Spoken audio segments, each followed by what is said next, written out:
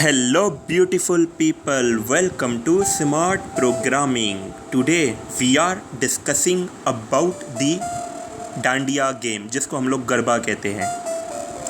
Do you know कि गरबा की history क्या है, क्यों ये हिंदुइज़्म में इसको प्रोमोट किया गया है, क्यों हम लोग ये खेल होली से पहले भी खेलते हैं और नवरात्रि में भी 9 दिन पूरे इस खेल को खेलते हैं.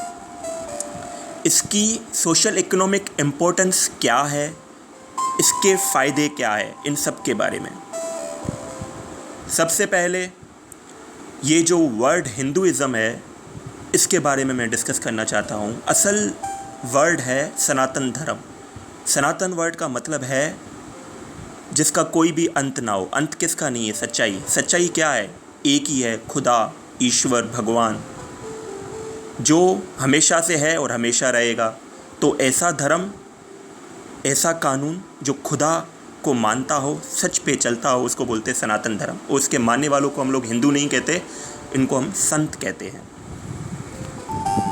अब आते हैं डांडिया के इवेंट्स पर. डांडिया एक किस्म का गेम है जो वीडियो में आपको नज़र आ रहा होगा. इसमें हम लोग ये लकड़ी की छोटी छोटी स्टिक से एक सोशल सर्किल बनाकर एक दूसरे के साथ डांडिया खेलते हैं, अपने लव वर्स के साथ. अब लवर्स का मतलब यहाँ पर ये नहीं है कि गर्लफ्रेंड या बॉयफ्रेंड. लवर्स से मुराद यानी कि जिससे आप मोहब्बत करते हैं.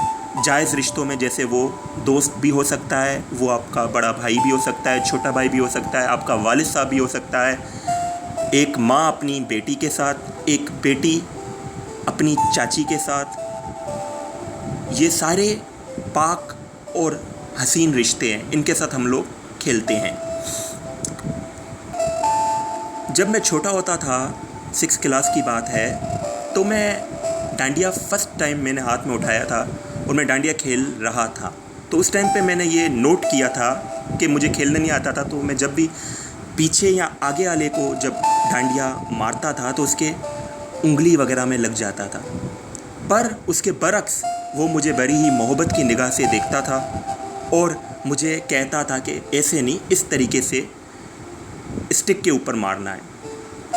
तो ऐसे करते करते जब मैंने रिलीजियस बुक्स को उठाया और जब मैंने ये मालूम करने की कोशिश की कि डांडिया की बेसिकली हिस्ट्री क्या है, क्यों हमारे आबाओ अजदाद इस रस्म को हज़ारों सालों से, 5000 सालों से इसी रस्म को निभाते आ रहे हैं, ऐसा इसमें ख़ास क्या है, तो जो कुछ फैक्ट्स मुझे पता चले उसको मैं सामने रखना चाहता हूँ. डांडिया नाम है कोऑर्डिनेशन का, यूनिटी का,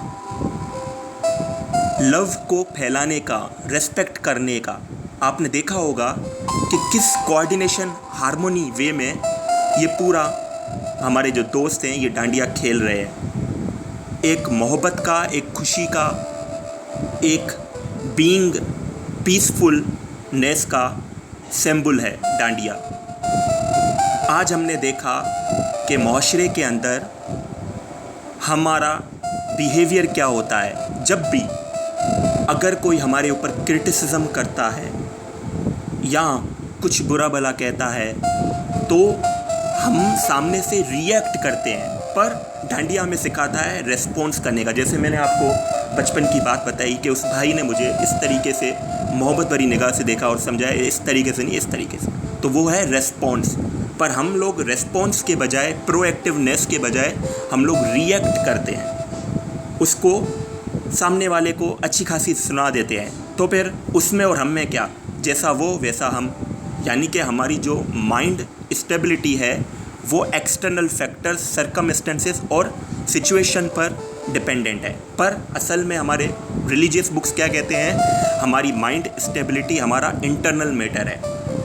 being shakti, being a powerful peaceful soul, हमें अपना रिमोट कंट्रोल अपने पास रखना चाहिए. सामने वाला जैसे भी रिएक्ट करे, जैसे इस डांडिया में कुछ दोस्त सही तरीके से खेल रहे हैं, कुछ दोस्त सही तरह से नहीं खेल रहे हैं, तो सामने वाला कैसा भी रिएक्ट करे, हमें अपना रेस्पॉन्स अच्छा देना है. हमें रिएक्ट नहीं करना है, हमें रेस्पॉन्स देना है प्रोएक्टिवनेस की तरह, कोऑर्डिनेशन और यूनिटी को बरकरार रखते हुए अपने जो खुशी का लेवल है उसको इंक्रीज़ करते रहना है। खुशी का रिमोट हमारे खुद के पास है। ये थी हिस्ट्री बैकग्राउंड गरबा की या डांडिये गेम की। अब सोशल इकोनॉमिक इम्पैक्ट क्या आता है, तो आप सबको मैं ये बताता चलूँ, ये साइंटिफिक रिसर्च की बात मैं कर रहा हूँ कि डांडिया खेलने से स्ट्रेस लेवल बिल्कुल ज़ीरो हो जाता है, क्योंकि ये एक स्पोर्ट है। इसमें हमारे जिस्म के अंदर डोपामाइन रिलीज़ होता है इंस्टीड ऑफ एड्रीनलिन और नॉरएपिनेफ्रिन के बजाय डोपामाइन रिलीज़ होता है, सीरोटोनिन रिलीज़ होता है, जिसकी वजह से हमारा हैप्पीनेस का लेवल बूस्ट अप होता है।